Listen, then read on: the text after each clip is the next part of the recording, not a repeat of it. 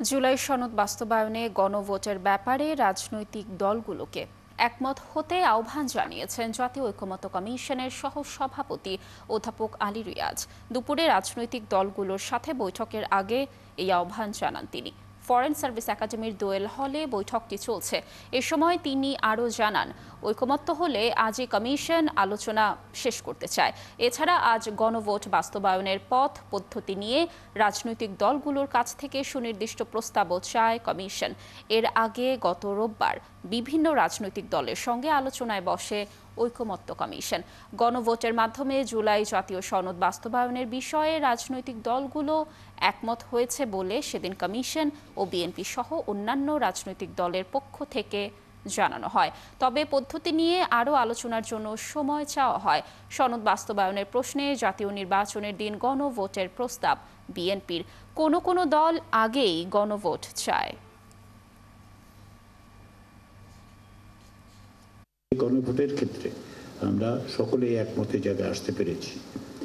এর কিছু কিছু দিক আছে যেগুলো আমরা আজকে আলোচনা করে নিষ্পত্তি করতে পারলে আমরা মনে করি যে আজকের মধ্যে এই আলোচনার একটা সমাপ্তি টানা যাবে।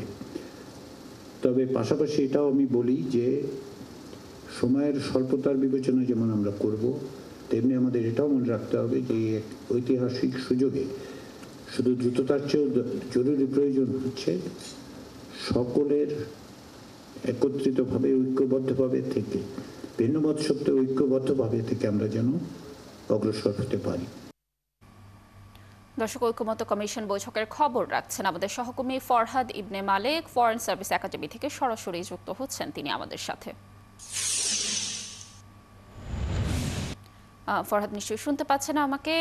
বৈঠকের আগেও আপনার সাথে একবার যুক্ত হয়েছিলাম এবং আপনি বিভিন্ন তথ্য জানাচ্ছিলেন আমাদেরকে। কোন কোন রাজনৈতিক দলের নেতারা এসে পৌঁছেছেন জানবো আপনার কাছ থেকে। আর ঐকমত্য কমিশনের বৈঠক তো চলছে, সবশেষ কোনো আপডেট পেয়েছেন কিনা এ বিষয়ে একটু জানবো। চলছে, এর মধ্যে সবগুলো দলই এখানে এসেছে, আলোচনা শুরু হয়েছে, আলোচনাগুলো চলছে।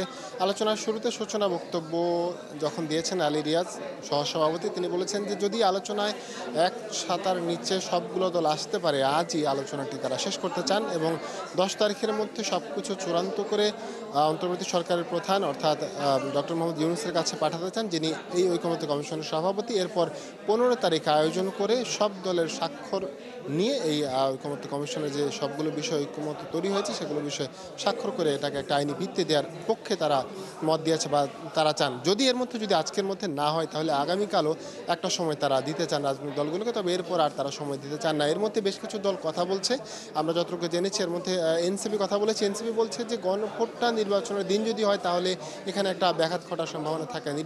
জাতীয় নির্বাচনের যে গুরুত্বটা সেটা কমে যেতে পারে, এর জন্য তারা নির্বাচনের আগে গণভোটটা চাইছেন। আবার ইসলামী আন্দোলনের কথা বলেছে, তারাও একই দাবি তুলে একই কথা বলে তারাও বলছে নির্বাচনের আগেই গণভোটটা হওয়া উচিত।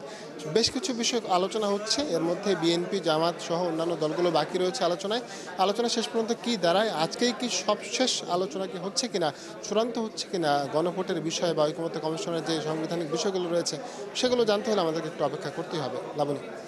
ফরহাদ, অসংখ্য ধন্যবাদ আমাদের সাথে যুক্ত থাকার জন্য। আপনি থাকুন সেখানে। নিশ্চয়ই আমরা বৈঠক পরবর্তী আরও কিছু তথ্য আপনার মাধ্যমে দর্শকদেরকে জানাতে পারবো। দর্শক, যুক্ত ছিলেন ফরেন সার্ভিস একাডেমি থেকে আমাদের সহকর্মী ফরহাদ ইবনে মালেক।